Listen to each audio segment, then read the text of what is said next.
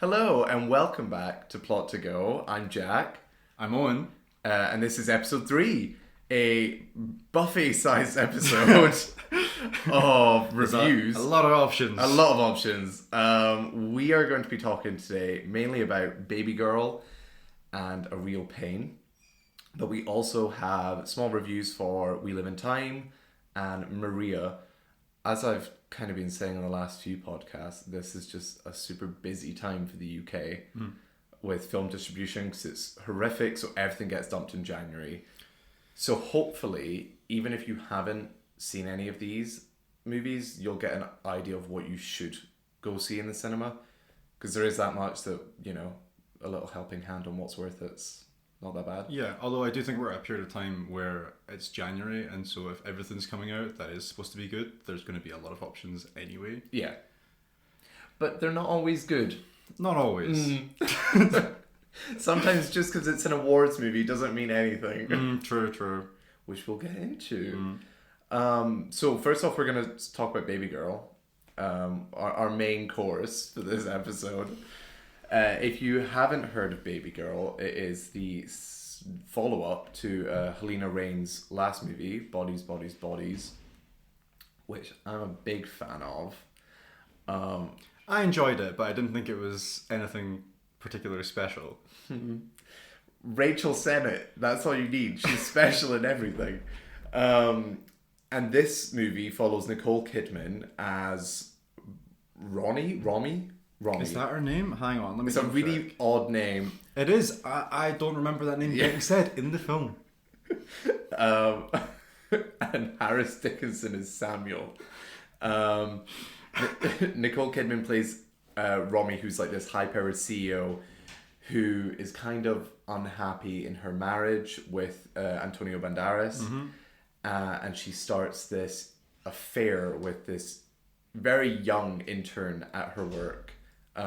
She's basically like a surrogate for, who's the Jeff Bezos, like a female Bezos. It feels like she works at Amazon. Yeah. Like she started Amazon. Yeah. It's like massive company, and this like young 20-year-old is seduced. She's seduced by him. They enter this weird torrid affair. Owen, My thoughts. your thoughts? Where do I begin? There's many places you can begin with this movie as well. Can I? Let me start with my rating for it. So I actually haven't rated it on Letterboxd yet, which I'm sure you're happy about. I think I'd give it a 3-star. Okay. Which is unfortunate. I don't know how highly... Okay, it's a 3.2 on Letterboxd. I don't think I'm far off the consensus on this film.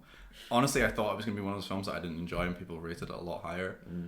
I found the characters interesting. Nicole Kidman's character, I feel like you could sort of not understand. There's a power dynamic there. It's obviously she's... What's the word I'm looking for? Levying a power that she shouldn't be on someone who's much, much younger than her. But she is acting in a way that you can kind of understand her character. The character of Samuel Harris Dickinson, I genuinely think is a sociopath in this film. Just in the way that he acts. There's a scene where he essentially manipulates Nicole Kidman's character into continuing to have sex with him, which is blackmail and essentially rape. And it just does not sit right with me. The actual contents of this film are interesting, to say the least. It's interesting you say that. I think a problem with the movie is the way it was marketed as this like erotic thriller. I mean, the trailers were actually really good, and I love the slogan for this because it came out at Christmas time in the States, and it was like these Christmas themed posters and the slogans like this Christmas get exactly what you want. Like it was playing into this like erotic thriller, like harkening back to those movies of old that we don't really get anymore. And I kind of was expecting that going into it. The movie is not that. Yeah, or no. it fails to be that. Do you think it tries to start that way? Because I mean, the first thing you see is Nicole Kidman essentially masturbating, and you Spoilers. could maybe construe that as them trying to kind of begin the film that way. But it is a really hard watch because you're watching two insufferable characters be the way that they are throughout, and kind of how that affects the people around them. So it's definitely not. I'm not sure because I don't think the movie's sexy. Like it's marketed as sexy, seductive. Like, but I don't think it ever comes across that way. As you were kind of alluding to, it is a little bit creepy in points. Yes. So I don't know if the reason I didn't enjoy this as much was maybe a slight disconnect from what I was anticipating.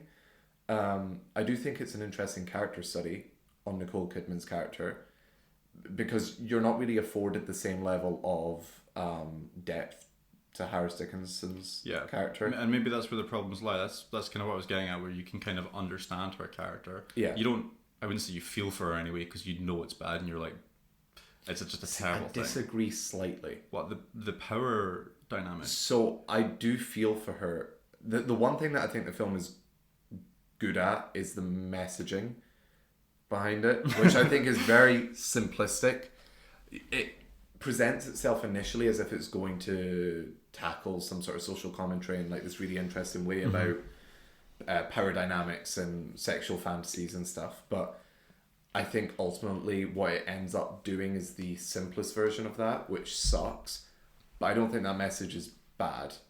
This idea that like love and desire are like two sides of the same coin and you can't necessarily have both, and there's a difference between wants and needs. So like you see this throughout the movie. She's happy in her marriage. She loves her family. She's not dissatisfied with that part of her life, and she even externalizes that and saying that she wants to maintain that part of her life despite having this affair, but she's not sexually fulfilled. And I wish if that's the route they were going down, which it is, and you start to understand her more, that the reason she's dissatisfied with her husband is he's not able to fulfill her sexual fantasies. But her sexual fantasies that the film just ends on is like, I don't want to say basic because it's not, but like it's very much if she vocalized that to her husband, I don't think there'd be any issues. Like what she wants is a dom sub relationship. But it's not that, because she says in the film that there has to be a level of danger to it. There has to be something at stake. Yeah. The film doesn't end like that. Yes. So the ending of the film doesn't actually make any sense. Like it's they don't portray that within her like sexual relations at the end of the film. The third act is like really, you actually get to hear her talk about, why she's done this. You get some sort of explanation, and it is this like, I have these dark desires, and as you say, there needs to be something at risk. The third act gets more interesting. But my problem is like before that, they don't really show that. Yeah. They have this one like drawn out sex scene that is, again, it just kind of plays into like she wants to lose control. She wants someone to take control of her. I think when she was talking about things being at stake, she was also talking about essentially Her life. Yeah. Yeah. So that essentially was what she was talking about when she mentioned that. But at that point, you're not talking about a sexual fantasy. You're talking about just wanting an affair because she wants to, have the risk of losing her husband. Yeah, but I guess it's all mental games. It's whatever she can like tie to that thing. Sure. I feel like the ending, no spoilers of course, but I guess plays into the fact that there's no danger at the end. Yes.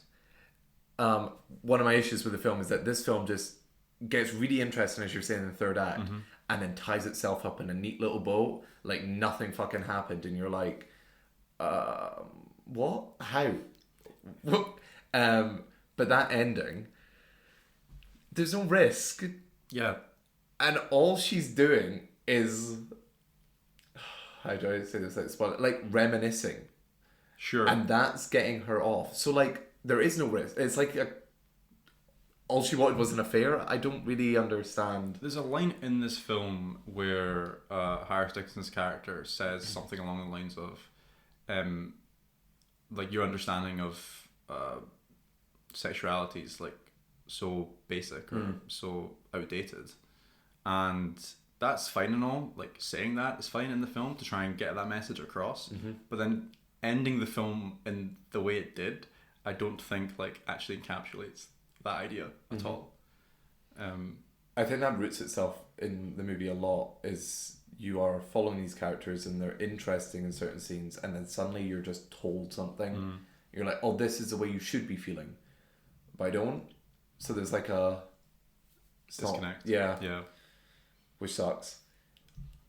I did still like the film. I've soured. So when we're recording this, it's kind of been a week. It's been, Was it Monday? yeah, 4 days, 5 days. yeah. Today's Saturday. Whoa. And I walked out, and the more I've thought about it, the less I've enjoyed it, sadly. I do think Nicole Kidman is phenomenal. This is going to sound so bizarre, but her moans Yeah. are really, it is like this subtle piece of acting that's just brilliant. So when she's dissatisfied, she's like doing these quite performative, like feminine groans, like moaning. Yeah. And then when she is satisfied in the affair, she's like guttural and like primal. Yeah. It's actually She's feral. yeah. Maybe it isn't supposed to be erotic, because there are like in scenes like that you're like, wow, it's like cool. Nicole Kidman's performance, for me, I don't know if she's just one of those actors that I don't necessarily connect with, because it did feel quite shallow at points, like for me. Again though, when the third act hit, I do think she kind of shone. So did Antonio Banderas, I think, actually, in the third act. That's not necessarily a comment on his performance throughout the film. I just don't think you get to see as much of him earlier on. I don't really have much to say about Harris Dickinson. It's not a performance that I was like, that was great or that was bad. It was just kind of like there. He maybe wasn't given loads to do with his performance in terms of like what he actually had to do in the film. He did definitely get across a sociopath nature though. There is a scene where he stands outside a window, stands outside a building looking into a window, smoking a cigarette, watching someone, and it is very creepy. Yeah, I would kind of be in agreement. It's interesting you bring up Antonio Banderas as well, because I think the film has the opportunity to dive into such interesting like themes and messages, and obviously it opts to do like the simplest thing. But I think the interesting stuff is kind of surrounding these side characters. Yeah. So you have Antonio Banderas, her husband, who you do get scenes with towards the end that are interesting. You know, without spoiling, you can imagine where the film goes and why that would slightly be more interesting. But also her assistant. Yeah. There's such an interesting angle with her. So she has a female assistant, and there's scenes, you know, where she's expressing how she looks up to her as a female CEO, and as the film progresses, you can maybe kind of guess where that goes as well. But they just leave it. They don't give it enough. You get scenes with them, and you're like, wow. I think there was someone in our cinema going, that is so interesting. I did to the right. Yes. Yeah, that did happen at some point, and I was like, oh, this person's in it. Yeah. Yeah. But weirdly, those scenes were like not the scenes with Harris Dickinson. It was the people around her. Sure. You kind of spoke a little bit after we saw the movie about the middle act feeling just like long. Yeah, I think it felt repetitive, and like I said at the time, like I understand why they did it, because there has to be kind of like this push and pull, like this back and forth of them essentially figuring out what their relationship is. like whatever they're getting up to in their free time, they're trying to figure out where to draw boundaries and draw lines and things. And I think the overall result of that is there is none. But it does become this kind of thing of, I wouldn't call it a montage. There are montages in it that you and Samuel spoke about. Samuel, our friend, who we saw the film with. Not the character in the movie. Jack just speaking at the screen as we were watching the film was really odd. Me and Harris Dickinson, we were just chatting away. Are you off to fuck the cold? Oh, cool. You're like, I thought the dog treats were for me. Will you get on all fours? But yeah, the middle part of the film I think does drag because it does this thing of kind of going in circles for just a little bit longer than it probably needed to. It probably is only about 15 minutes, but it actually adds to it, I think. Yeah, I had a little issue with the editing. I just think it's really good in some parts. There's like some really fun edits that convey some messaging around it that you're like, oh, that's smart. But then this middle section is so meandering because you essentially montage their like sexual experiences, which I just think is interesting because the sex isn't the most interesting part of this movie. It's actually looking into Nicole Kidman's character. Yeah. But in doing that, you have to fill the film with other things, and it feels like the middle act is like the same thing twice. I won't spoil what it is. But it could have just been condensed, kind of like what you're saying. There's like a bit that's just unnecessary, I guess. Because it's like they're trying to find their footing. So yeah, meandering is the perfect word for it. Yeah. You want to talk about A Real Pain? Yeah, sure. So I don't know anything about this film, but I did have a quick glance at the Golden Globe winners, and it did win 1 or 2. Kieran Culkin won for Best Supporting Actor. And maybe it won something else. Did it win Screenplay? I would love it if it won Screenplay. I don't know, there was a lot on this page. There's a lot of globes getting handed out. There are so many Golden Globes. There's a lot of Golden Globes. Yeah, so I'm going to speak about A Real Pain. Owen has sadly not seen this film yet, which you really did miss out. This is phenomenal. If any of these movies you are to go see A Real Pain. It's the best of the bunch, in my opinion. It is Jesse Eisenberg. Yes, that Jesse Eisenberg. His second directorial debut. Well, not debut. His second directorial feature. Which he is such a good director. If you like his acting style and the characters he's played, that comes across in his like direction in the films he chooses. So it's just anxiety inducing? Yeah. A lot of shaky cam. Camera didn't stay still. So A Real Pain, it is about these two cousins, David and Benji, played by Jesse Eisenberg and Kieran Culkin. After their grandma passes away, the grandma leaves them money to go and visit where she grew up in Poland. Yeah. So they're both Jewish as well. They're Jewish cousins. So they take this tour through Poland to like honor her, and then eventually go and see where she lived. It's so fascinating because the pair of them haven't seen each other in years. So immediately you're thrust into a dynamic that you don't know and they kind of don't know because they've been away from each other so long. I love that so much. It's so interesting. I don't know about you personally, but that's kind of exactly how it happens with my cousins, or at least it did for a long period of time, where you haven't like come together with people in so long, and then you kind of people grow into different people, and you don't know who you're interacting with. Yeah, you have to like try to figure out your dynamic. Yeah. And it's so interesting. So the movie is only an hour and a half, which actually shocked me for one of these like awardsy movies, because you're like, oh, this is super short, and it presents itself as a comedy, or it's quite comedic to begin with. And the two characters are presented as kind of stereotypes. You have Jesse Eisenberg, who, shocker, is the anxiety-filled, like, type A, everything needs to be scheduled, I've booked this tour, like, you can imagine the type of person.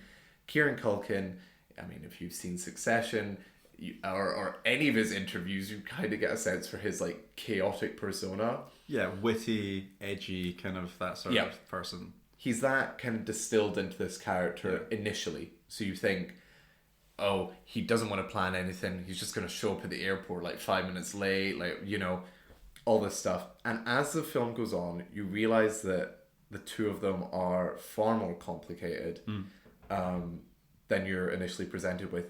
And that's what blows my mind, is that this film is an hour and a half, and I left being like, wow, I think that's two of the most complex, rich characters I've seen in a minute. The screenplay is so good because it's essentially just the two of them walking around different places for an hour and a half and figuring out each other. So it's just extremely well written dialogue. I would honestly say it's perfect dialogue. I really wanted to win awards for its screenplay. It's really, really well done. I think, don't quote me on this, I think it's loosely based on something that happened in Jesse Eisenberg's life. Okay. Which kind of makes sense. It feels very personal. Actually, I think it is, because the house that his grandma, the grandma's house that they visit in the film, I think is something to do with his family.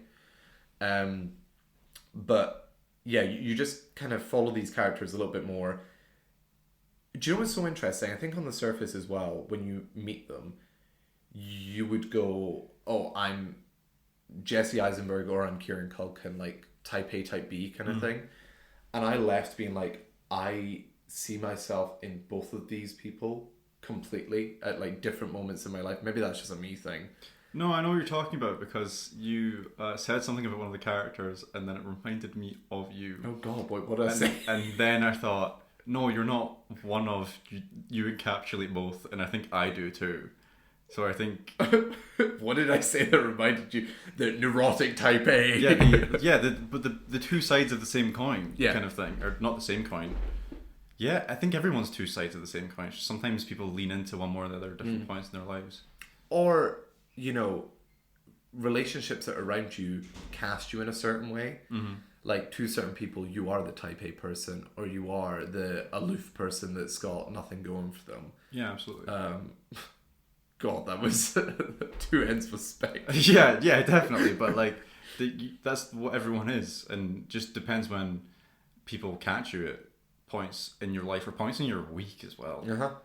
And so you follow them for, I think, maybe say a week, and their dynamic changes, but they also change as people, as you know, they get to speak more.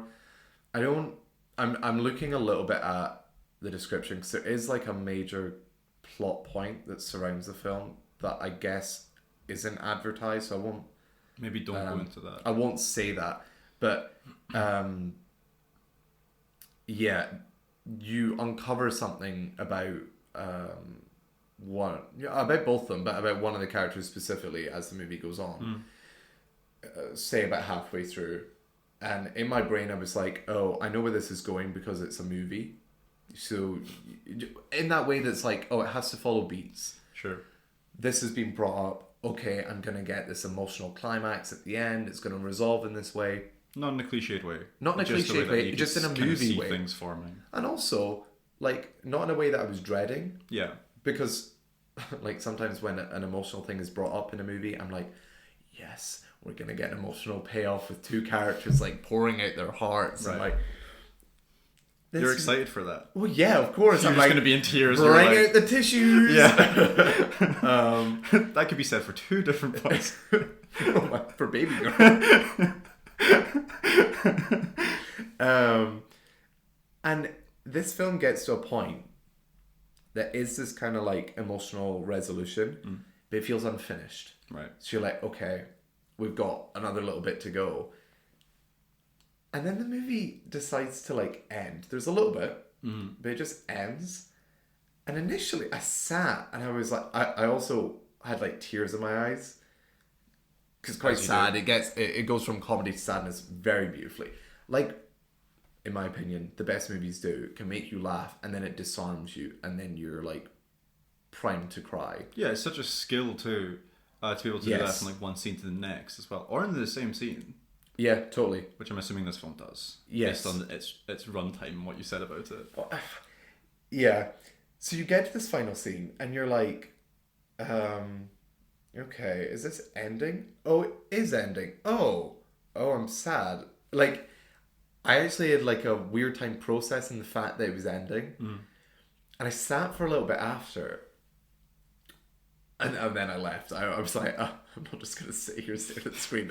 I left and I was walking with my thoughts. And it just grew and grew on me, the power of this ending and it not feeling like movie. Yeah, I mean, I think if the film ended in such a way that you never got a resolution to something, that is essentially how life works a lot of the time. Mm-hmm. And I think that, I mean, the film's called A Real Pain. If it caused you some real pain, that is exactly how it should be. If you're trying to connect people with the film. Yeah, it ends in a very real way. Like, it just decides to end because that's the way that life goes. There's no, like, cliched... Yeah. Happy ending, or, like... happy or sad or whatever. Tied up in a nice bow. None of that. Yeah. It's not Babygirling it. You know me, I love an hour-and-a-half film. I love a short film. Yeah. That's A well tight executed. 90. Yeah, a tight 90. Mm-hmm. So you have bigged up this film for me, and now I'm debating seeing it after we've... Do you know... Oh, really? It's one of these films that as I've sat with it, I only saw it a few days ago, but I was like, I'll see this again. Because I desperately want to. Like... Do you know, I haven't seen these movies yet, and everybody tells me I love them. But Linklater's Before trilogy, sorry to anybody listening that loves those movies. I haven't seen them either, so they're going to be dreadfully disappointed in us. Ooh. And like, genuinely, I've had so many people be like, oh, Jack, like, they're your like, you'll enjoy this.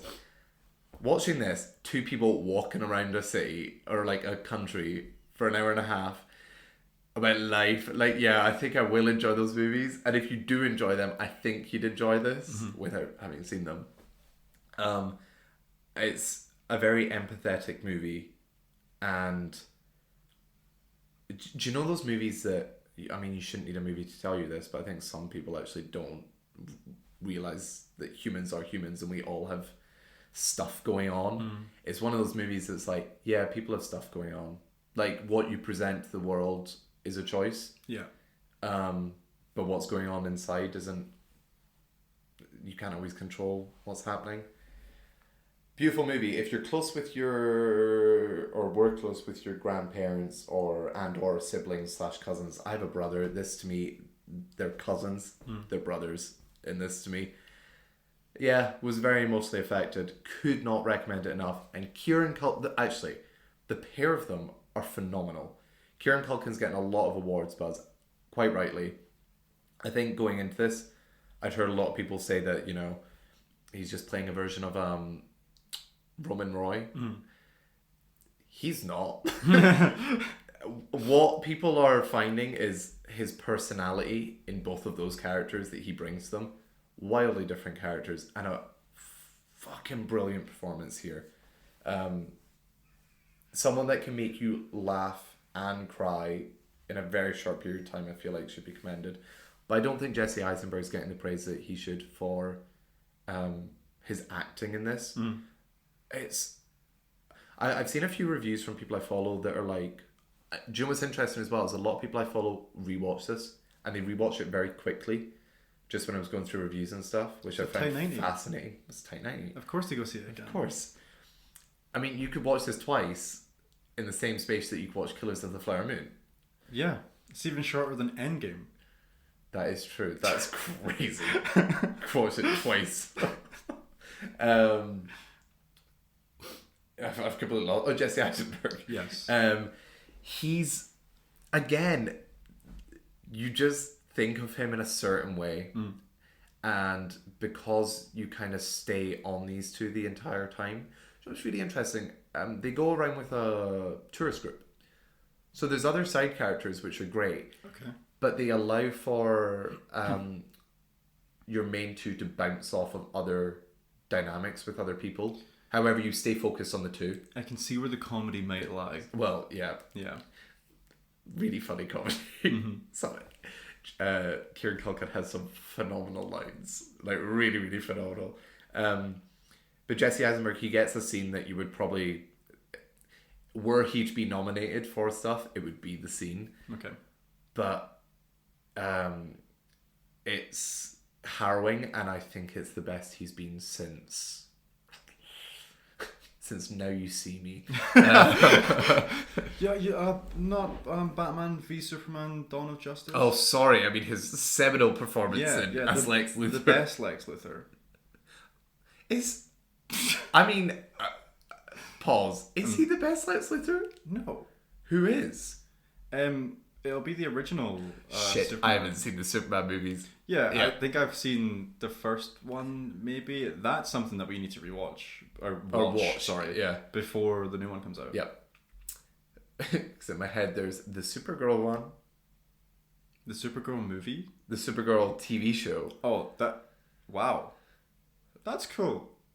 You haven't seen the Superman movies, but you've watched the. Because Supergirl I'm a TV feminist. show. You dropped your feminist literature. Oh, sorry. No, the best he's been since The Social Network. Truly, truly phenomenal performance. Wow. It's 14 years. Oh my gosh, it is. That's a long time. Wow. Yeah. Wow. Yeah. And the fact that I think he wrote this. He did write this. Yeah. He wrote, directed, and acted in it. It's just a like tour de force of skill and I love that. filmmaking. Tour de force. See, that's a different language. Oui. Yeah, couldn't recommend it enough. And one of these movies, I think, out of all of these, will be the awards contender. Might get into Best Picture. Like if you want to kind of prep for that stuff now instead of like doing like a big old rush. I think feel it'll targeted. No. I'm always really impressed when there's an actor who does at least a good performance, but in this film it seems to be a brilliant performance and directs the film too. He has this fluidity to his camera movements as well that's ingenious. I don't want to say too much, but like he's telling a story through camera movements. Sure.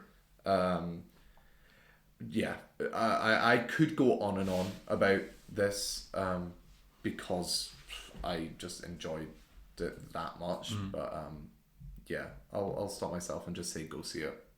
I will. You actually will. I actually will.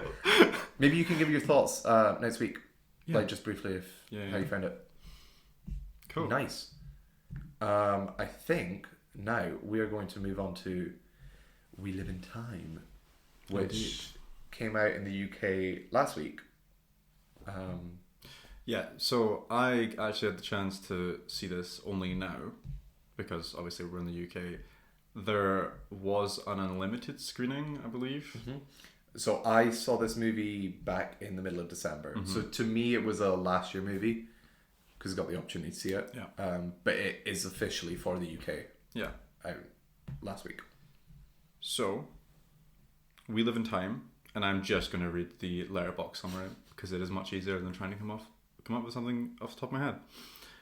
It's about an up-and-coming chef, and a recent divorcee find their lives forever changed when a chance encounter brings them together in a decade-spanning, deeply moving romance.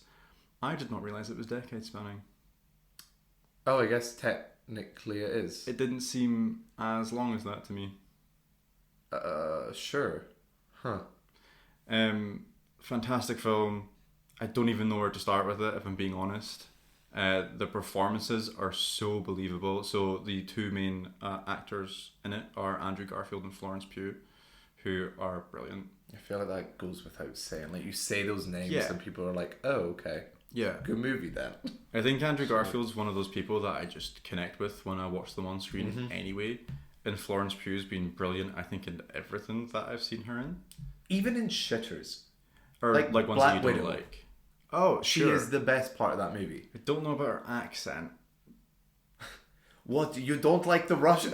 Yeah. Natasha. But yeah, I think both of them are just, you can connect with them so deeply on an emotional level, especially Florence Pugh's character. because you're essentially following her. I mean, I don't think it's a spoiler to say that she is battling cancer throughout this film, and so you get to kind of see her psyche, I guess, of how she's dealing with that, the sort of legacy that she wants to leave behind for her child, and then sort of Andrew Garfield's character struggling with that because he essentially just would like her to get as well as possible. There's a whole conversation around whether or not she should sort of sacrifice time for the sake of having a better quality of life, having a better experience for a shorter period of time, or drawing it out for as long as possible so she could essentially stay on Earth as long as possible. And so that sort of I don't know what the word for it is. This sort dilemma. of, yeah, in her own mind and in her relationship with Andrew Garfield's character, means that they're not always on the same page, but you feel for both of them. Oh my gosh. Like so deeply. It also feels inherently British in some way. Yes, I wonder if that's why it hasn't received as much acclaim as maybe it should, in my opinion. In my opinion too. You're so right. It feels distinctly British. Yeah. The way that characters are written, even. Yeah. You've rated this film 4 stars. I have indeed. Out of 5. Yes. I would rate it 4.5. I deeply enjoyed it. I think I would have given it 5 when I walked out the screen, but I know in myself that I can't do that straight away because when I sit on a film, I'm like, okay, I was being a bit insane there. I just enjoyed it so much. That's proof of like how much it emotionally moved you. Yeah. Oh, yeah. I didn't even mention I cried the whole way through this film. I generally don't cry that much at films. Like normally, a film like can pierce me in that way. If it comes out of left field, I think, or like it's just like something so deep, maybe just a performance, and it doesn't even have to be that emotional of a scene, if that makes sense. But this film had me crying the whole way throughout, and I do think that's because I could connect with it in terms of like life experience. But I do think it also speaks volumes about their performances in the film too. I think you'd be hard pushed to find anybody that it wouldn't be. When this premiered in London, there was like reports that it was like the most amount of crying that people had like heard in a screen. Wow. Yeah. Which isn't surprising though. It's just charming all the way through. You're completely drawn into the relationship immediately. And then you're just presented with deeply sad life stuff. Like It's got great comedy too. it's so funny. That's probably not what you expect as well. Yeah. Some of it's like subtle as well. It's just like relationshipy, Yeah. like banter, I guess, in a way. Yeah, or even just like shots. There's a point where Andrew Garfield gets frustrated because he's trying to sign a contract and he breaks a pen. And then he gets to go and buy some more pens. And instead of buying one, he doesn't want another 3 breaking on him, so he buys 5. And you just see them roll along the conveyor belt at the checkout with a chocolate orange. You just connect with that. Stupid like little life things. Yeah. He's also in a dressing gown at this point because he's like stormed out, storming down the street, just a dressing gown. It's excellent. It's no surprise to say that I cry. Like I cry at everything, but it's one of those things where like you have the sad moments, but then you remain like tight chested and like I was gonna say snotty, but like glass eyed, because not only is the obvious sad moment sad, but then you're also following like Andrew Garfield, for example, like walks away at one point, and like you just see his face. It's like it's written on his face. I was already tearing up from one of the first scenes, where they're in this sort of parking garage. After speaking to, I can't believe I just call it a parking garage. The car park. Oh God, I actually didn't know what you meant by saying that. After this the deeply doctors. British film, Yeah. The parking garage. They're having that conversation about how she wants to go about treatment, and I already started tearing up at that point. And then it just got worse as the film went on. Like I actually could not catch my footing to kind of rein myself back in. I just kind of had to go with it. But also, don't do that to yourself. Do you know, if something emotionally affects you, let it out. Yeah, true. There is a scene that I think is a contender for like one of the funniest scenes of the last year for me. Won't spoil it because it really is just fucking hilarious.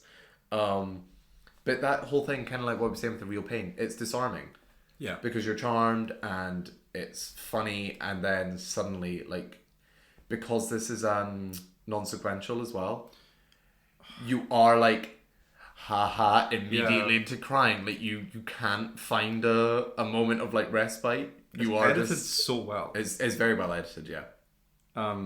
Again, spoke to our friend Samuel about this, and he said that it probably wouldn't be, if it was a sequential film. Yes. It probably wouldn't be as interesting as what we watched, or like as emotionally connecting as what we watched. I just think it was brilliant, and people go see it. Go and see this film. I absolutely loved it, especially if most of our listeners are British as well, and that seems to be the defining factor on whether people connect to it or not. Something I was going to say, just to round back to the whole Britishness of the film, I'd seen on Letterboxd some of the people, I guess, film influencers or whatever you would like to call them, that I follow on Letterboxd, have given it 3 stars or 3.5 stars. They're all American, I think. Oh, really? That's interesting. Yeah. So I guess that sort of makes sense. Not that I would say that is the defining factor for them, but maybe. I mean, it's interesting because their relationship feels very British, and that there is cultural differences in how, you know, people speak and relationships in general. It's really interesting to think about something being deeply British and that inherently meaning that we connect to it more or something. The last film we're going to speak about is Maria. Now this is the third film in Pablo Larraín's trilogy of women going through it. He is the director of Jackie and Spencer. Jackie was following Jackie Kennedy in the weeks after JFK's assassination, and Spencer was following Princess Diana over a weekend at Christmas. It was like 3 days. Maria follows Maria Callas, who I didn't have any knowledge of at all. Do you know who she is? No. So she's the world's greatest opera singer. It's a title that's given to her. I don't know how factually accurate that is. Well, it's subjective. Of course. Art is subjective, of course. And you watch her live the last days of her life in the 1970s.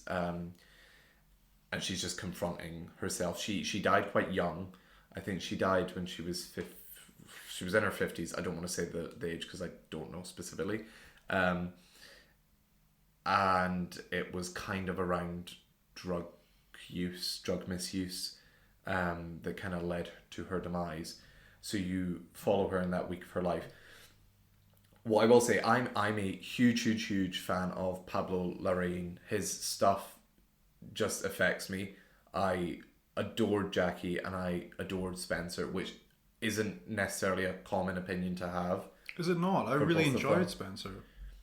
Spencer, I think, did well internationally. British people, it actually, talking about British, British people, it can go either way.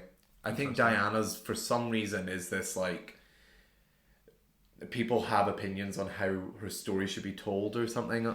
Yeah, she's like this golden child in Britain, and so I guess people are very opinionated on how she should be portrayed and things. Sure. And his biopics are not, this is what I love about him, it's the reason I connect to his biopics. It's not, let me tell you their entire life, and we're going to follow every single beat the exact same way through. They have a meteoric rise, and suddenly something bad happens, and then there's a downfall, and then they're dead. Like, he's not interested in doing that. He's interested in the person behind the character. And I think he does that very well with Spencer. You spend a weekend with her in this like claustrophobic, horrid environment where she's dealing with mistreatment from the family around her. So I really enjoyed both those movies. Maria, I would sadly say, is the weakest in his trilogy.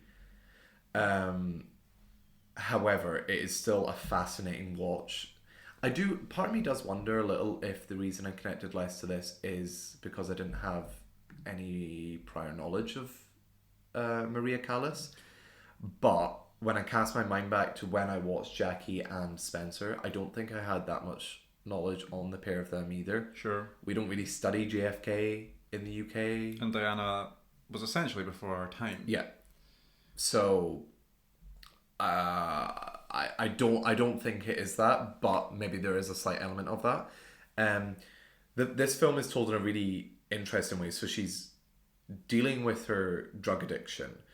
I don't know what drug it is that she's taking, but she dies. The very first scene of the film, she dies, and then you cut back to a week before, and you start seeing her drug misuse. That feels a little bit cliched. It's a little, Yeah. but I feel like it's also not cliched because then if you just start with her taking all these drugs and you don't know that she dies, it's cliched to be like, well, drug addiction to death kind of storyline. Well, So you cut back to a week, and she lives in this grand Parisian house with her like butler and her like maid. So it's just the three of them in this house, and she is saying she's getting ready. She says that there's a TV interviewer on the way, and she has to like be ready for them. What you learn very quickly is that this TV interviewer, Maria Callas, by the way, is played by Angelina Jolie. This TV interviewer is played by Cody Smith-McPhee, who is, for you, Power of the Dog guy, the kid from Power of the Dog. this is slipping my brain. I also can't see him on the cast list. So, what's his name? Cody Smith-McPhee. So he plays this TV interviewer that arrives in Maria Callas's home, and you learn very quickly that he's not real. He's a figment of her imagination. Yeah, but it plays the way that he chooses to tell the story is then really fascinating because she is wandering around the streets of Paris in the 1970s, which is gorgeous, talking to Cody Smith-McPhee about her life. So it's it cuts to like what must be Super 8 film or like I can't even think of what those cameras are. Do you know the handheld? Yeah, like a manual, rotary- like a one that you would wind yourself. Yeah, the ones that would like tick along. Sure. Like it's not like a 70mm or anything because that's now whatever the camera is. It cuts to like her being interviewed as if it is going to be shown on TV. Sure. And then the interviews are interlaced with what she's talking about as flashbacks, and they're all in black and white. If you have seen a Pablo Larraín film, you know how gorgeous they are. This is the exact same. It's the reason I went to see it in the cinema. It is in the cinema briefly. I think when this drops, it'll be in for a few more days. It then will drop on Netflix. If you can see this in a cinema, do yourself a favor if you like pretty images. Spencer looked gorgeous, and I only watched it on Amazon Prime, I think. That would Really? that would have been so nice to have seen in a cinema. Gosh, yeah, I managed to catch Spencer in the cinema. It's one of those movies that like you could turn off the dialogue and not really care about the story, but you're presented with such pretty images. Sure. So yeah, the flashbacks are on this gorgeous black and white, and I do kind of like this because you do learn about her, and I didn't know about her, so it was useful, that kind of way to tell a story. And then you cut back to the present where she is trying to regain her confidence in singing. She's kind of lost her voice, so it's flashbacks with this fake TV presenter, and then her really trying to reclaim herself, and it's quite sad. It doesn't start off sad, I guess, because she's this extremely privileged woman. She's like the prima donna, like she's the template for diva, and my god, like Angelina Jolie does a phenomenal job with that. She's in her flashbacks, she's going around all these massive grand events. She's schmoozed and wined and dined by all these like highfalutin people. They kind of like, you're watching it and you're like, imagine being in this place, sort of thing. Yeah. Yeah.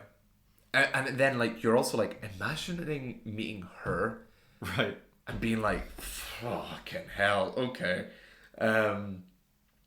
So you have this like grand nature of her life, of what it once was, and then you're interlacing that with she's working with a piano teacher, and she's or like a pianist, and she's trying to sing again, which, as someone that doesn't know a lot about opera, the bad singing that she has in these scenes, I'm still like, wow, okay, that's impressive. So it's like it sounds good, but you know through the dialogue she's not hitting the notes she's supposed to. And also like at the end she'll be like, like there'll be like a little falter, and you'll be like, oh, that was bad. Like, just a question on the fake interviewer. Yeah. Do you find out that he's not real quite quickly? Yes, very quickly. Or I wouldn't have said. She doesn't become like an unreliable narrator for the whole film then. But you're aware she's unreliable. Okay. Do you know? It still means you can't pick things out though. It's very interesting. It's very similar with Mr. Robot. You Sure. think you're done with it by the end of season 1, spoilers. And throughout the seasons, I think you get duped again and again. Yes. So you're made aware that she isn't reliable. She's telling her own life story. So even then, it's not really reliable. Yeah. But then what is objectivity when you're talking about someone's life? Like, if you're not the most objective person, then who is? Yeah, because you can pull literal sources of events. Sure. But if you're asking people and feelings, yeah, everything memory's not good. No, yeah. Nobody's memory's concrete. So, really interestingly, I cannot remember this guy's name. So she has a relationship with Aristotle Onassis, who is tied to Jackie Kennedy. They had an affair or something at some point. Oh. They were romantically involved. So Jackie is mentioned in this movie. So there's a Pablo Larraín connected universe. I swear, I was sitting there like, Natalie Portman better not show up. I swear to God, if she's like, it's me, and Maria's like, like high levels of camp, and I would be there for it, but also it was not the movie for that. She doesn't show up. Thankfully. That would be so funny. It would be like Einstein walking out from behind that car in Oppenheimer. Oh my God. Who are you? My name's Jackie. Jackie Kennedy. We're putting a team together. I'm putting a team together of sad women. Would you like to join? It's like it becomes like just a really sad trio. What do they even do? Yeah, nothing. It'd be like Glass. Oh my God. Yeah, that's really funny.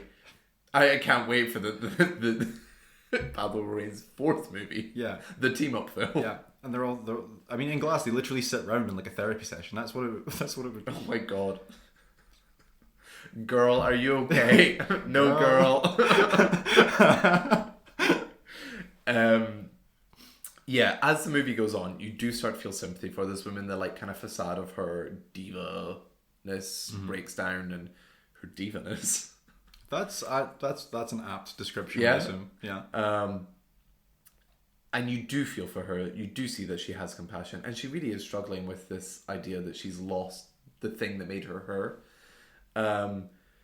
I would recommend this movie. I don't think it is as compelling as his previous two, but if you are a fan of biopics, which I'm not, I actually think you'll love this, because he just tells biopics in such an interesting way. I feel like hopefully it's came across that it is presented far more interesting way than any of the other shite biopics that come out. Sure. And I will say that Angelina Jolie gives a fucking incredible performance. I feel like this is just the case with biopics. You're like, main character gives it their all, has studied the person. Sure. You know. And the rest of the film around them sometimes works and sometimes doesn't. Exactly. Yeah. This woman, you can imagine, dealing with drug addiction is gone and ghastly and like, I was going to say decrepit. It's not necessarily a nice thing to say about Angelina At the start Jolie. of the film, yes, but not the week earlier. And she trained, she sang. So Angelina Jolie sang live, and when you hear the opera in this movie, you're like, wow, the fact that that's came for someone who's not necessarily trained, or was not trained prior to this in opera.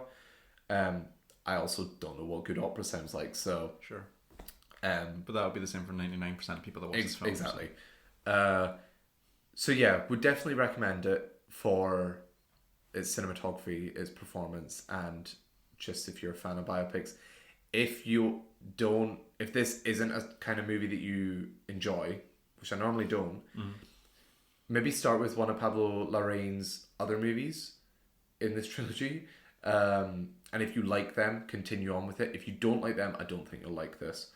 But I would recommend trying to catch it in a cinema if you can. Great.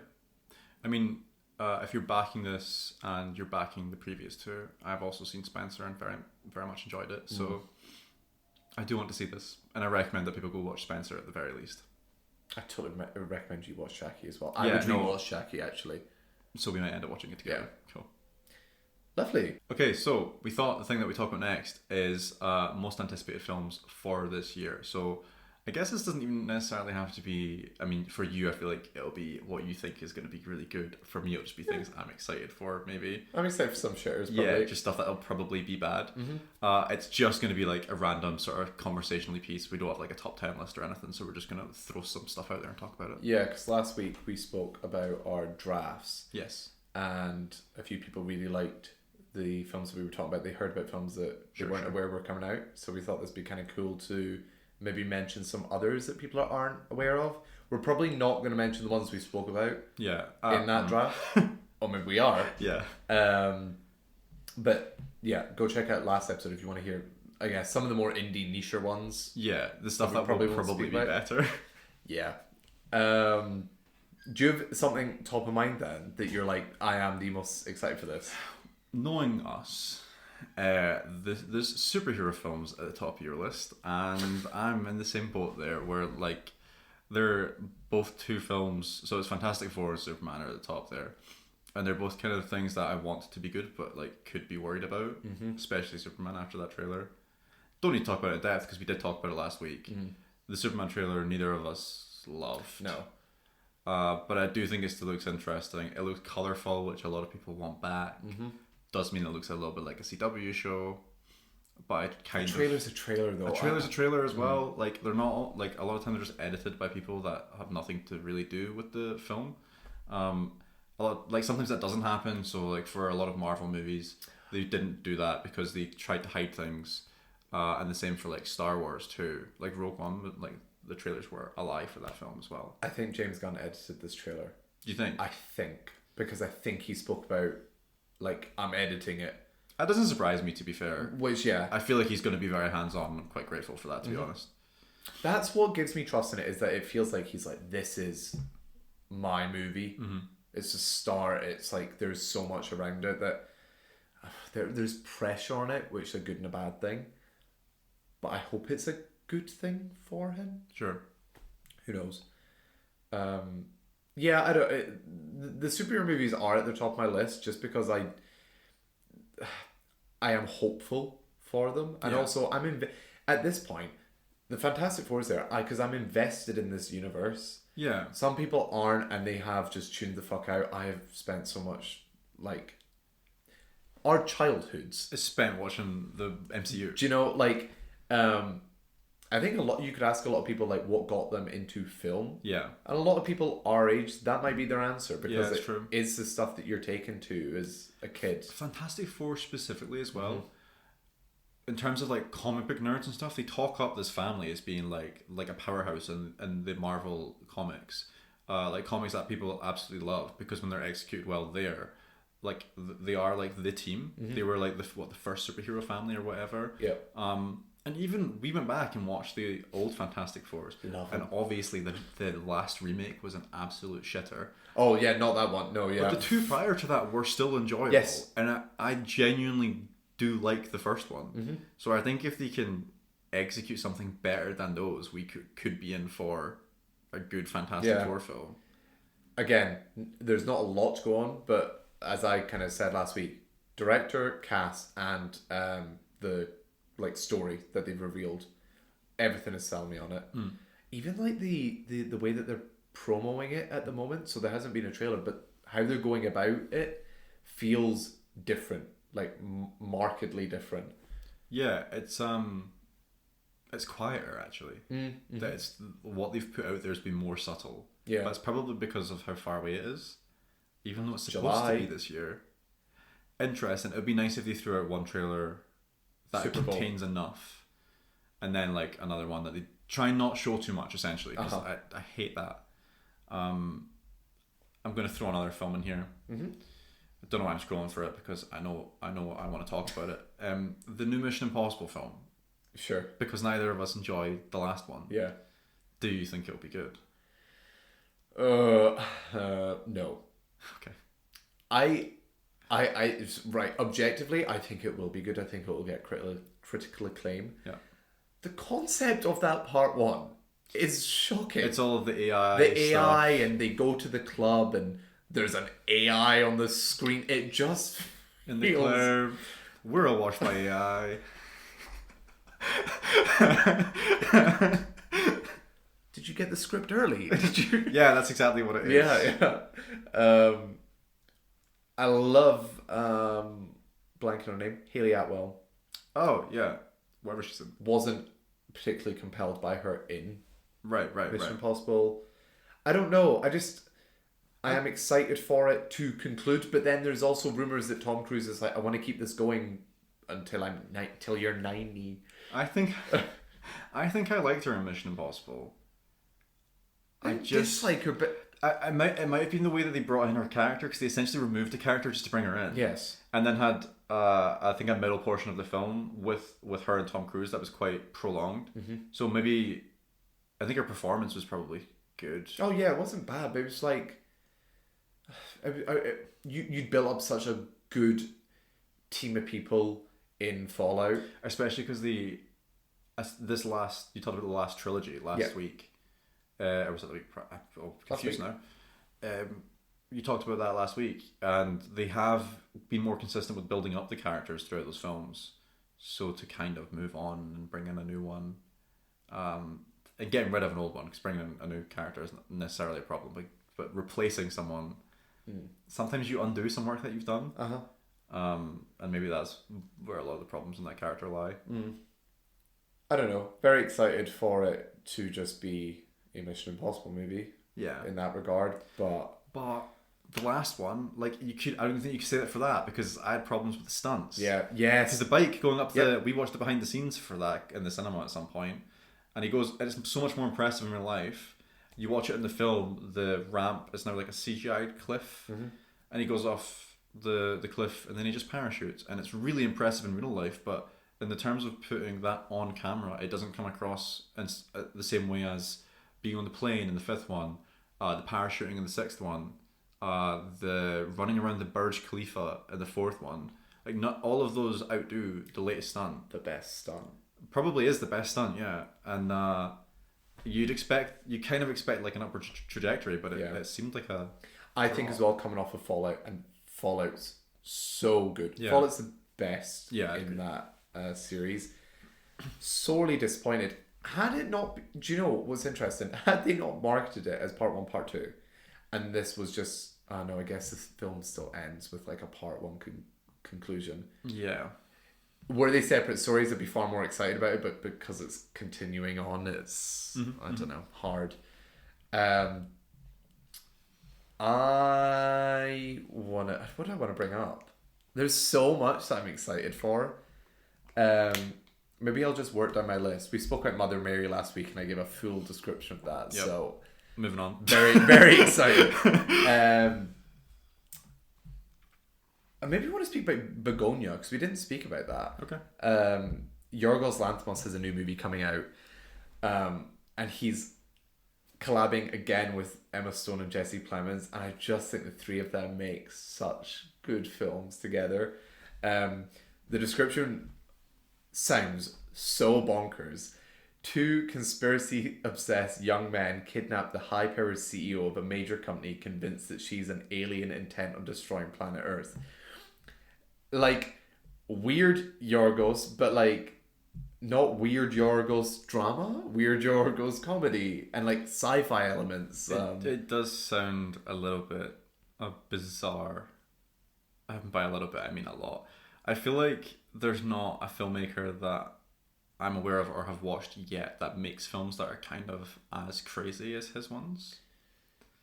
On the level that he's afforded, sure. Yeah, not yeah. Like actually, like people, a lot of Like, people saw like Goes to cinema, yeah. Like the fact that Kinds of Kindness got into major cinemas and people will have saw that is bananas. Yeah, true. Because we watched it in the Cineworld, so. Yeah. Also want to shout out the history of sound, which, get ready, the internet is going to go feral for this movie. I can already tell. Why. Yeah. It is. The description is very basic. Two young men during World War One set out to record their lives, voices and music of voices and music of their American countrymen. The main two men in question are Paul Mescal and Josh O'Connor. And Josh O'Connor had a Paul Mescal rise this year, so you put the pair of them in a movie. Whoa! I just literally the reason I'm excited for this is the casting. I think the two of them acting opposite each other will be so cool. Paul Mescal didn't disappoint you enough in Gladiator 2 to make you worry. It's about survival. No, this is him back in his bag for me. It's cool. Indie gay movie, nice. Not big gladiator movie. So no, I'm very excited, despite not loving him in Gladiator 2. Do you know? Oh no, I'll let you go for something else that you're excited about. They're all. I mean, I'm looking at this and I love. We watched Here already, but we're not going to talk about that until next week. I love a good concept that's badly executed. I will consume anything. So in sort of in that vein, I'm in a very Stitch mood. I have been for a month, Lilo and Stitch. Interesting. So and I actually haven't seen the trailer for this film, but I'm I kind of want to see the Lilo and Stitch. Wow. Yeah, I presumably not going to be good. I think we're firmly in the camp of why the fuck are live action remakes being made? Yeah, they're not necessary. However, I have about 110 films I think in a list that I'm anticipated for. It is about halfway I think in mine. Well, that'd be because of the director, sure. The director, Dean Fletcher Camp, is directing it, and he directed Marcel the Shell with Shoes On. Say that 5 times. No. Which, if you haven't seen, is just some of the most heartwarming, lovely filmmaking I've seen in a long time. And it is that stop motion, you're feeling for a shell. So translating that to Stitch, I feel I hope will result in something good. Yeah. I mean, the Battle of Batton Cross is up here. It's a PTA film. Again. Yeah. I don't think he's had a miss. No. And there's no description. And yet it is still I'm excited for that. Yeah, people are going to love this when it comes out, presumably. Yeah. And also, I think it'll be good. Do you know? I have a movie in here called The Trashers. Okay. I don't know if you have seen either of this filmmaker's movies before. His name's Cooper Raiff. I haven't. I also clicked on it and saw the summary, and my brain did an autocorrect moment, so I read The Rise and Fall of Jimmy Kimmel. Wow, that's a movie. The Fall hasn't happened yet. Not yet. The description reads: The Rise and Fall of Jimmy Galante, a Danbury, Connecticut trash magnate, an associate of the Genovese crime family. Purely excited for this because of the director. He made 2 movies. You might have seen one of his movies. He made Shithouse, which in the UK is called Freshman Year, I'm pretty sure. Awful name compared to Shithouse. And he made Cha Cha Real Smooth. I've not seen either. No. He is one of these filmmakers that I'm just the most excited to see his career go. Okay. He's so he looks young. He is very Yep. Wow, he's not much older than us. So that's crazy. He makes such human movies. The first movie he made, Shithouse, is about somebody really struggling through uni, and we went to uni during COVID, and it kind of hit. It was about like loneliness and stuff. I was like, ooh. It came out in 2020. Ooh, yeah.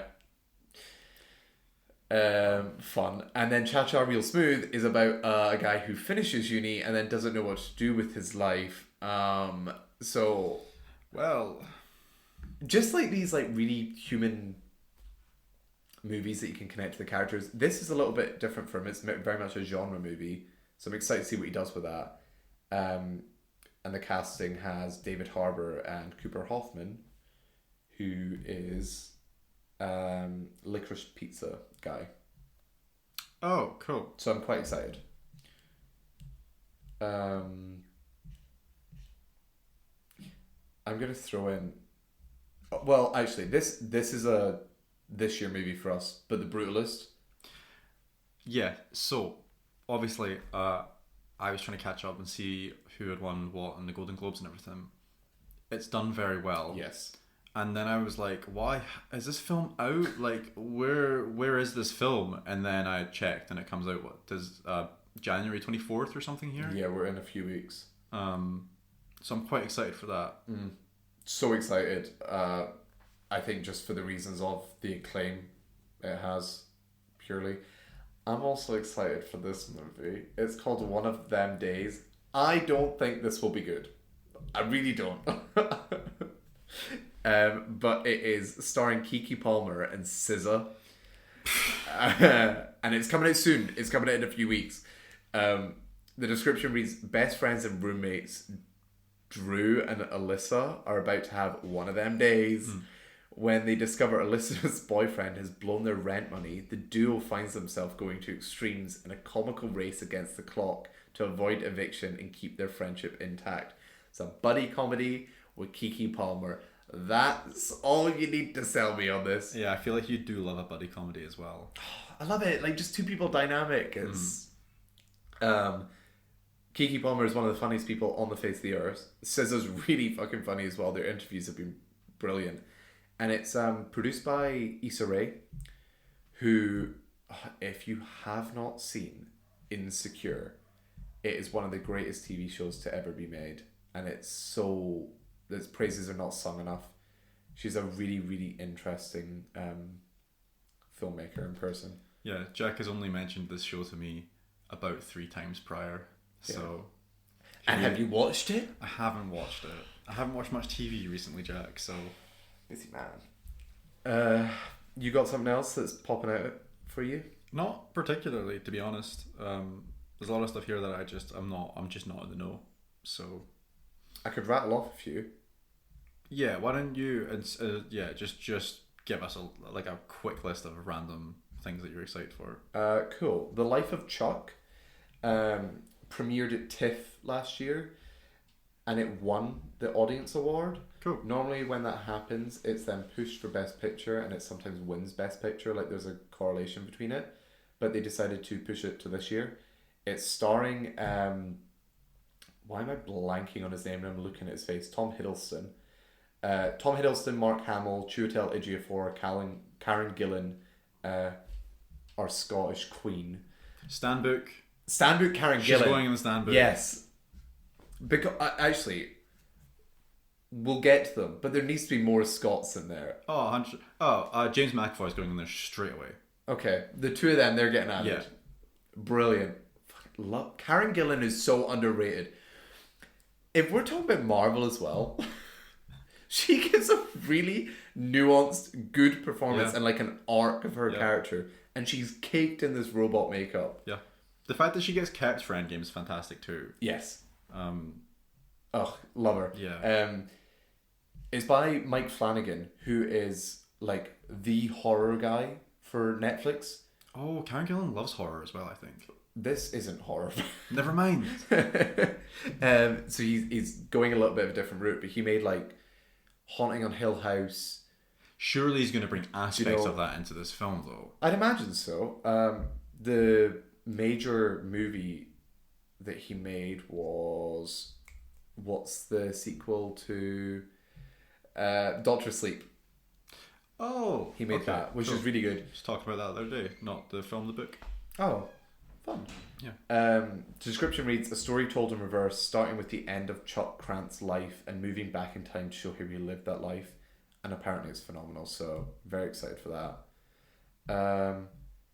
There's like a few that like I feel like are very common knowledge to people, like Wicked for Good. Yeah, and they're like further down the list anyway. So some of the more like indie niche ones that I'm very excited for. I don't know where to start. There is a movie called La Coquina, which premiered I think at London Film Festival to very good reviews. Description reads, it is lunchtime rush at the grill, a New York tourist trap that serves thousands of customers on a regular Friday like today. Money has gone missing from the till and all the workers are being questioned. To me, this sounds like The Bear. Like those like, I'm gripped to my seat, anxiety is like flushing my body. Yeah. And I can't wait for something like that. Interesting. I feel like you like a lot of films that put you through pain of sort. Anxiety, upset, like... Well, I think then, because you go into a dark room, you experience all this anxiety, and then you leave and you're like, I feel lighter. Like...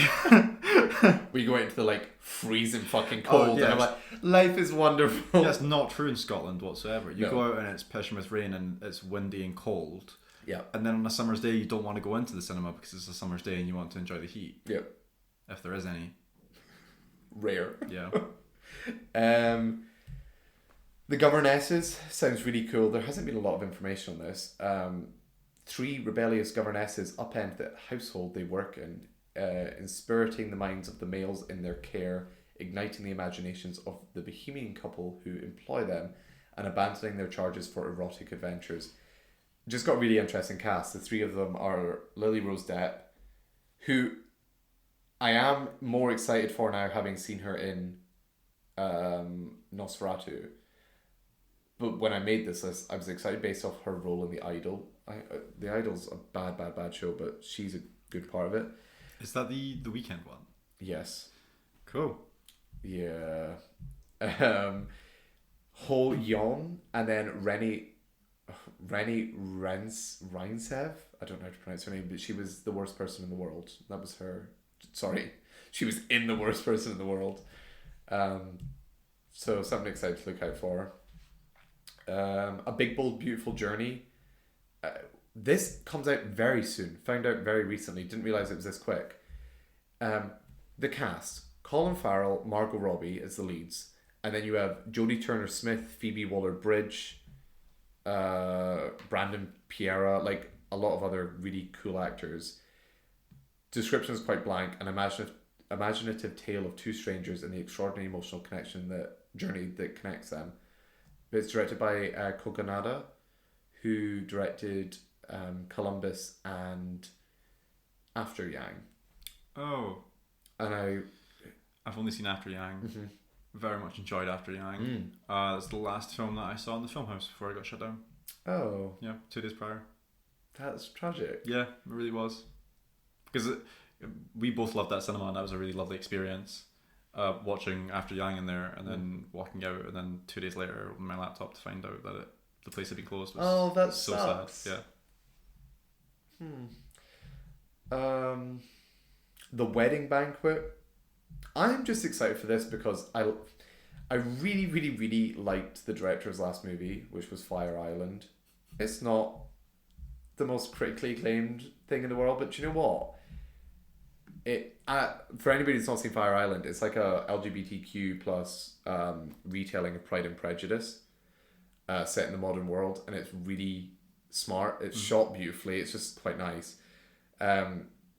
This movie is frustrated with his commitment-phobic boyfriend and out of time. Min makes a proposal, a green card marriage with his friend Angela in exchange for expensive in vitro fertilization treatments for her partner Lee.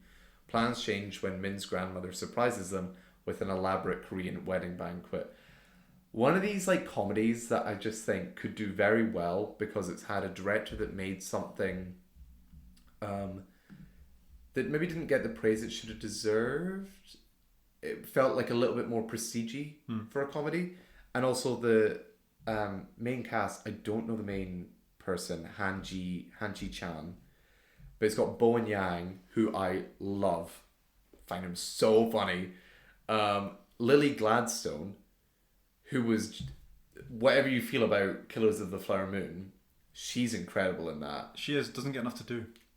My thoughts, for example. Yeah. And then Kelly Marie Tran, who is Rose from the sequel trilogy, Star Wars. Yeah. Yeah. Yeah. So- Just give me flashbacks to Doctor Who. That's all. Doctor Who. You're 27th through your list of 100 and something. Yeah, how many more do you want me to do? Because I Yeah. could keep going. I'll give baby. you another one or two. So think wisely. Choose wisely. Oh, I know. You know what I am surprised about is how far down 28 years later is the list, down the list, but presumably that's just because you haven't seen the other two. I haven't seen the previous ones. Have heard that series is good. It's annoying because like a lot of the big ones that people know about, you could just kind of just say the name and like And then people are- know. yeah, But it's like just with nice these for your- indie movies, it's quite interesting to give a description. Cause, I'll go for one of these weird ones that I discovered while I was looking. Okay. It's called Jimpa. It is by the woman who made Good Luck to You, Leo Grand. If you haven't seen this movie, it was one of these like just indie British ones that I just kept thinking about. It's about this old woman who loses her husband. She becomes a widow, and she hasn't had any sexual relations with anybody else other than her husband. And she won't. She's like craving physical intimacy. So she hires an escort, and the pair of them just spend, it's either a day or like a few days in a hotel room with each other. What's the film called? Good Luck to You, Leo Grand. Oh, I think I know this one. I think I remember getting advertised a lot, or at least when we were watching films, it would come on. Yeah, I remember the trailer for this. Yeah. Great movie, really human. The premise maybe sounds a little bit bizarre. It is so heartwarming, and it's like just very interesting to see physical intimacy like that on screen, and especially when it comes to people who are slightly older. I think we dismiss that people older also crave physical intimacy. Sure. So very, very good movie. So this is her like follow up to this, and I just think the description is interesting. Hannah takes her non-binary teenager Francis to Amsterdam to visit their gay grandfather Jim, lovingly known as Jimpa. But Francis's desire to stay abroad with Jimpa for a year means Hannah is forced to reconsider her beliefs about parenting and finally confront old stories about the past. Sounds interesting, and the main people in it are Olivia Colman and John Lithgow. So like Olivia Colman in a movie, I'm sold. I'm sold. Stanbook? Yeah. Easily, my God. I actually think she should go right underneath Anne Hathaway. I'd put her above Anne Hathaway. I'll happily do that. That's how much I love Olivia Colman. Okay. Our British queen. Our British queen. She's so good. Yeah. So like a new Olivia Colman performance to look forward to, and she is great in every single thing that she's made. I don't know if I'm trying to think if there's a bad thing. I've seen bad movies where she's the best part. Olivia Colman. Yeah. Has she been in anything bad? I don't love Wonka. Oh, sure.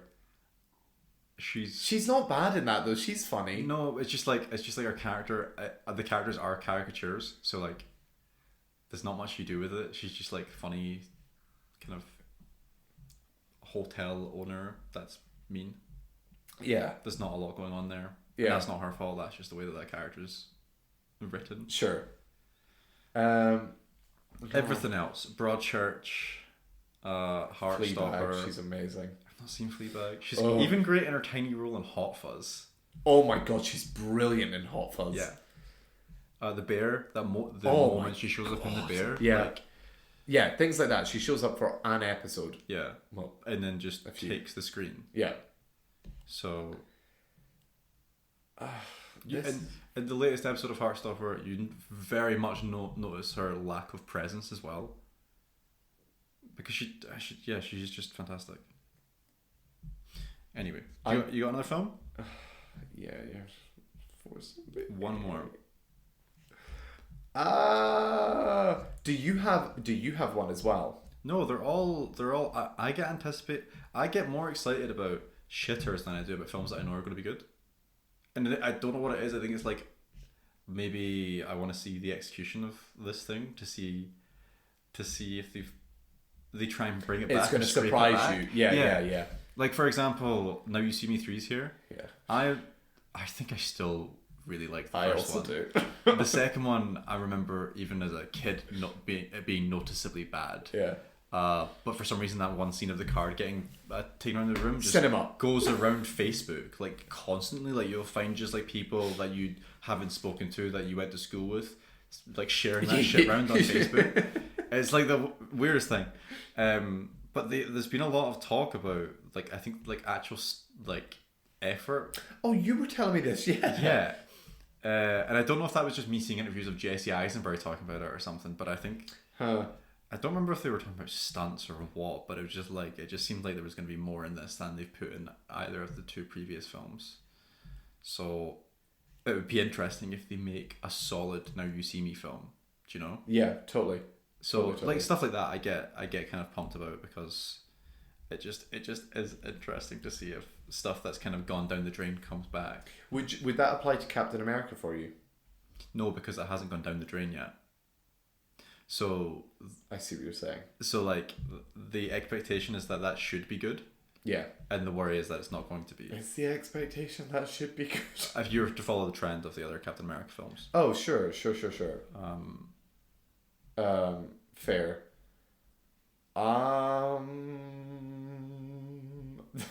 Nice. Thanks. I think I'm gonna go for a movie called Opus. This is, maybe I'll just give the description first. A young writer is invited to the remote compound of a legendary pop star who mysteriously disappeared 30 years ago. Surrounded by the star's cult of sycophants and intoxicated journalists, she finds herself in the middle of his twisted plan. The main person in this is Io Edebiri, and I love her. I love the choices that she's made as an actress, the films that she's starred in, and this sounds weird. So her at the center of a movie that's weird, I'm so down for. I like her a lot too. I'm not going to put her in the stand book yet, I don't think. Because she still feels very fresh to me. Is there a point in between the stand book and not the stand book? No, it's stand or not stand. Okay. Because I think I'd agree. We'll maybe give her like Couple one years. more project. Yeah, sure. Because I also feel the same way about Rachel Sennett. Okay. I think she's phenomenal. Making a podcast is really hard, okay? So we want to end every episode with a question. This question was submitted by my friend. If you'd like to submit a question, there is a comment section on Spotify. Yep. I don't know who uses that, but like if you comment there, we will use it. I'd also argue that it's early enough that if people just comment it on a post, oh, YouTube or the podcast, any of the recent Instagram posts, things like that, like we will pick up on them. So yeah. So if you have a question you want us to answer, we'll happily do that. So the first question we have is from Abby, my friend. Yeah. Our friend. Gosh. How dare you? Mine. She's and she asks, what is the worst possible scene in film or TV to watch with your parents? So the first thought that came to mind when you mentioned this the other day was that I watched the first 2 episodes of Game of Thrones with my mum and dad at some point, which I'm mature enough that it just like wasn't a problem, and it's like we just didn't talk about it or anything. Like what age were you? I don't know. Was it when it came out? No, well, yeah, at some point after it came out. I was probably trying to like. It was probably my dad trying to get my mum to watch it or something. So it would have been around. It would have been before it finished. So probably around like 17 or something. Okay. Yeah, wasn't the worst thing in the world. I think for like like other people that were less mature or whatever, that would really bother them or whatever. But that's the worst one I can think of. I think of The Boys. Oh. And I think you could pick so many scenes from that. If you haven't seen The Boys, there's a whole episode called, is it Herogasm? Oh, the one where they go to like it's just like an the house orgy. party. Yeah. I mean, enough said. Like, have you not had an experience watching anything that you were just like? Not particularly. The question is the worst as well, so it could be. I'm trying to think what I would find back. Like, the only thing I feel like people default to is like uncomfy. Oh, yeah, the sex on screen. Yeah. Because I'm like, surely I've seen violent stuff, and that's not really violent stuff and like everything. Yeah. To varying degrees. I don't know, like sad scenes that are talking about like the expectations of you from parents. I don't like, that's not where my mind goes. It really is just like, oh yeah. Imagine, I mean, The Boys. there's cancer and stuff, and We Live in Time. I imagine sitting and watching that with like my dad or something would be quite sad, because you're just like, oh, the person next to me is going through it. Do you know? Like maybe stuff that you know people around you are going to connect with on a deep level. In my head, that's like, oh, it's a discussion point, or like people true. are feeling, and it opens that. It's not like, ooh. Yeah, no, there's nothing. This like is cringe the about worst it. thing to do. Yeah. I think that would go to sex. Yeah. Just, you can construe the word worse in a couple of ways, I would think. And we both picked something that's like not just sex. Yours is sibling sex. Oh yeah, and it was orgy specifically sex. the incest. Yeah. It just like incest. Yeah, just like I couldn't think of the words. So I said sibling sex. Yeah, you did. Yeah. Specifically, that scene with Bran. I think it's literally the end of episode 1, because you get the shocker. I won't spoil it just in case somebody's not watched the first episode of Game of Thrones yet. I'm sure they're gonna want to watch it after this. Sibling sex. Yeah. So thank you, Abby, for submitting that. Actually, in the comments on the Spotify, if people have an answer to this question, that's pretty that fun. would be cool. Yeah. Because I'd be interested to see what people hear, and if they have other perspectives on it, then yeah, like I said, words can be construed in any way. So if somebody has a little bit more time to sit on it and think about it, then this was very much not thought of. Yeah. Till now, I guess. But yeah, thanks so much for listening or watching. You can watch this on and Spotify. a lot of people have been watching it on YouTube, which is really interesting. Yeah. Hopefully you have heard of a film maybe that you'd like to see if you haven't seen them, or if you have any thoughts, I guess, as well, and you have seen the movies, comment them as well. Love to hear what people are thinking. Next week we are planning to talk about A Complete Unknown, which is finally releasing. Also interesting because it's a biopic and they normally don't hit for you. So. Yeah, we'll see how that goes. I do like what's his chops? Timothy Chalamet? Yes. And I have no idea about Bob Dylan, so I'll learn stuff. Of course.